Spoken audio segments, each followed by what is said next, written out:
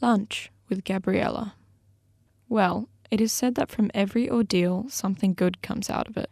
Mother had sold the house, and I ended up in a tiny room on university campus. I met Gabriella there. Only a thin wall stood between us, so I could hear her breathing. I could imagine how she looked while she combed her hair. I could imagine the tip of her nipples barely noticeable underneath her semi-transparent nightgown, in which, actually, I had never seen her, if I don't count my dreams. She was the dream of all young men of my generation. Seldom would she talk. She would only lightly nod her head while smiling. I would imagine the sentences which stayed locked in the privacy of her beautiful head. I would play with those imagined sentences. I would turn them around and fit them together as a child does when playing with Lego blocks. I was putting those sentences together into little poems I was writing for Gabriella that particular year. Gabriella had never cared for any of us. She simply could not have cared less. She was as pretty as an image on the cover of some expensive magazine, and I think being the face on the cover was what she was dreaming of those long past years. Oh, Gabby, you were even prettier than Simona, who was the measure with which I measured women's beauty until I met you. Only once had I summoned up all my courage to knock on her door, which she kept half closed while she talked to me. I only managed to see one of her eyes. I had asked her about some notes which I could not manage to take, for instead of taking notes I was writing a poem for Gabby, which she never knew was written, not even on this very day of telling my story. She said, "Tomorrow, Otto, I'll bring them tomorrow." Mad I was from the sheer happiness, drunk, like she knew my name, Otto. Oh, how sweet it sounded coming from her childlike lips pouted out while pronouncing my name. I met her in the corridor on that particular afternoon, embraced with an unknown man. It was a real shock for me. Gabby with some man. No, it was not one of us. A student. What could a student offer to Gabby? She deserved a film producer or an editor of some glossy magazine. The face of the handsome man who embraced Gabby looked so familiar to me. That was the exact reason why I thought he was a public figure. Someone I often saw on television, perhaps. I could have bet I knew him, seen him many times. I was standing there with my mouth open, looking at both of them, so beautiful and harmonized. My beloved Gabby, to whom I was writing my poems, and that handsome actor whose name I could not recall. In slow motion they were approaching, as if they were filming some romantic movie right there and then. I was in awe looking at them approaching in slow motion, envy rising up towards this handsome man who was cuddling my muse and inspiration. And when they were just a few steps away from me, Gabby said, "Otto, here you are, the notes I promised yesterday." I was still standing there as if struck by lightning. I couldn't understand the sentence she had said, so she repeated it once again while I was staring at the handsome man cuddled up with my Gabby, who said in a voice I had recognized from the TV screen, "Otto? Is it really you? Our silly, muddle-headed Otto?" Making a gesture as if he was going to hug me. I still could not recognize him. I still could not understand who the handsome actor was. I was trying to figure out where he had noticed me, where he had met me. I even thought it could have been one of his well-mastered roles, smiling and ready to give me a heartwarming hug as one gives to an old pal. He said, "Gabriella, Otto's my cousin. Villas Visconti." While I was still flabbergasted, he clenched his arm around my neck and started to squeeze it as if he was going to suffocate me. He started to squeeze his arm tighter and tighter around my neck. Choking from laughter, I gasped for air, waving my arms around, trying to remove his off my neck. Gabby said, "Hey, Villas, you'll strangle him." Villas had loosened his grip and started to pinch my face and give me slaps all over it, saying, Otto, I have hardly recognized you, the little muddlehead. Look how fine you've grown, ha ha ha." "Otto, who would expect to stumble upon you? Ha, the same muddlehead, just a bit bigger. Ha ha, I haven't seen you for years." I didn't have a word to say. He slapped me twice or thrice on the left and then the right cheek. I did not know that was a token of closeness, but my cheeks were torrid. My hands were hanging down lifelessly as if they were pinned to my body with pins, and my lips were the lips of a wooden doll unable to utter a word. He asked, "Are you living here?" I only nodded my head, and he continued, "I heard that you were living with your father." "Father? Which father?" "Which father? You muddlehead. Your father, not mine. Are you always the same silly little Otto? Ha! Which father?" he's asking. Cool as steel, a voice came out of me. "Father has died." He looked at me in disbelief. He could not know whether I was lying, but he looked at me astonished, as I said, full of disbelief, "I did not know that." "Well, you know now."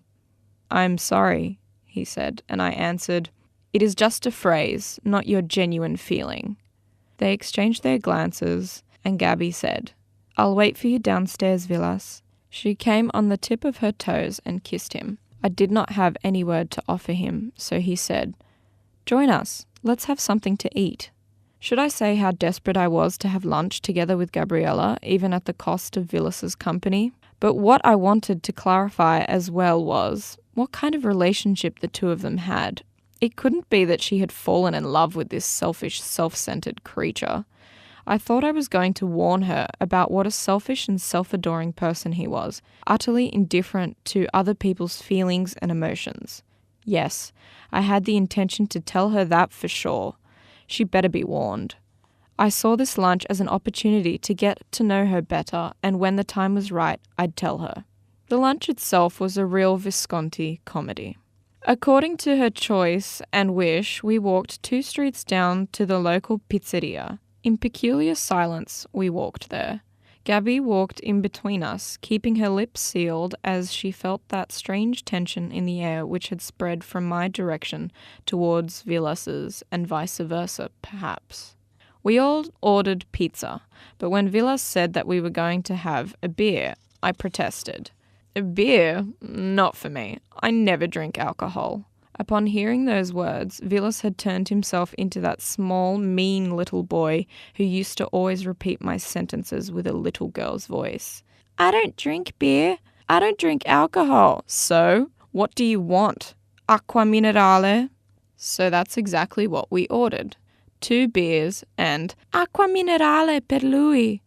He impersonated me, my sentences, my intonation, only this time he did not pinch my thighs and my rear end, but was pinching and squeezing Gabriella. He squeezed her cheeks, pinched her hands, her thighs, under the table, while she was just laughing and stretching out her limbs as some contented Persian cat. I could hear her purring out of sheer pleasure as she observed him with full eyes of adoration. That game between the two of them was so easy and sweet, never trying to hide their excitement and lust. So, accordingly, they started to act as if I was not there at all, as if I was just a silly painting on the wall across from the two of them, a painting of a clown. Even I myself was able to see that painting, the dry mouth open wide, the big eyes red, the red nose, the drops of sweat rolling down my crimson face even though it was not hot. I may say it was rather cold, but some inner warmth forced those sweat drops down my brow. I was just sipping my acqua minerale without a word, only trying to clear my throat just as my mother used to do when I would deliver a sentence which sounded silly to her. That's why I kept my mouth shut, fearing what I might say something stupid because of that incredible heat which could not be cooled down despite those sweat drops which dampened not only my brow but dampened my hands too. Before the waiter had brought the 3 pizzas, Vilas ordered 2 more beers and una acqua minerale per lui. At the table, they were kissing, hugging, squeezing, and groaning, as I said already, completely ignoring me, as if I was not there at all. She was telling him, "You naughty, dirty boy, you bigamist." But she laughed while giving him those compliments, and he laughed too, as if she was telling him the sweetest verses. And her words sounded as the sweetest verses delivered straight from her sweet, soft lips. When the warm pizzas had arrived, we started to eat with the fewest of words, but their conversation continued with their eyes and their touches under the table. I dedicatedly ate my pizza. I almost gobbled it up in 3 gulps while Gabby was still blowing onto her second bite.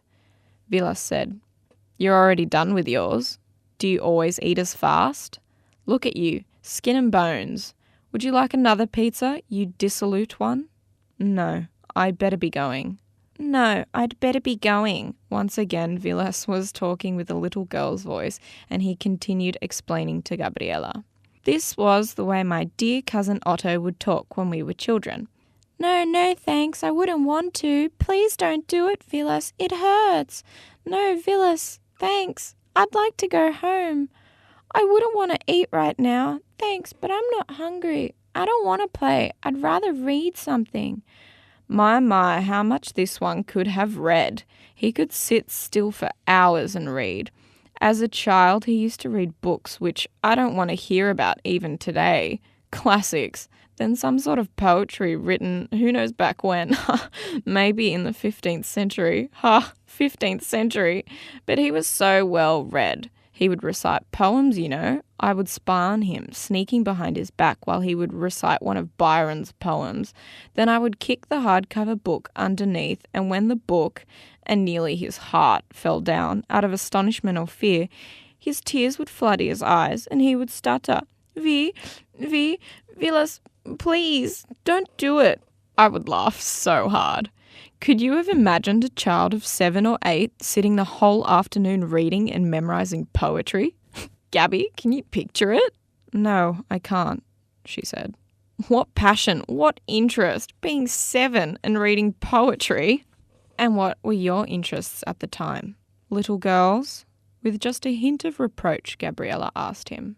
Vilas said, "Certainly little girls, and little girls only. Even now I'm with the most beautiful little girl." Her next sentence was addressed to me. "My dear Vilas likes little girls, so he always has several of them." Oh, come on, Gabby, come on. It's not the way you say it. Really? What's that, bella straniera? Ma che bella straniera? Cosa parli? Dai, che bella straniera. I heard those rumours too, that Vilas had a girlfriend, a serious relationship with the girl who came to his parents' house. But now there was Gabby. She came as a new contestant into this worthy game, and I was curious to see how this fine game was going to end. I said, "Don't worry, Gabby. You are a new member of the worthy team, and we shall soon see who is going to win the title." Vilas protested. "What's wrong with you? What are you talking about? What team, what game, and what title?" While saying this, a winner's smile was adorning the lips of our little Casanova. Vilas did not let me pay my share. He said it was his shout. Before I left, he said, "Call in sometimes." "Where?"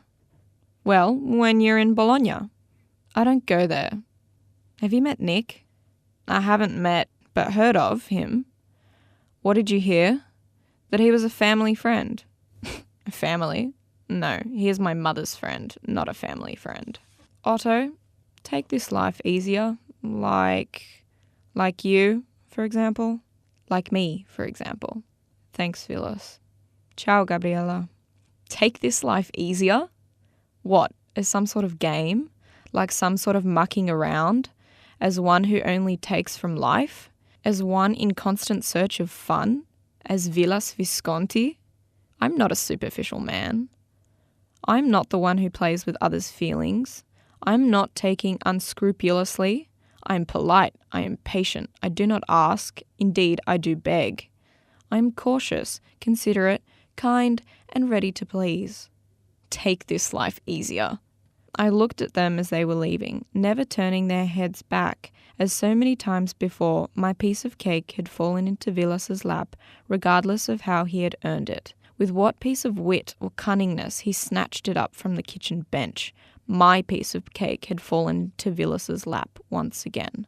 But those were not all of Vilas's sins. No, those were not all.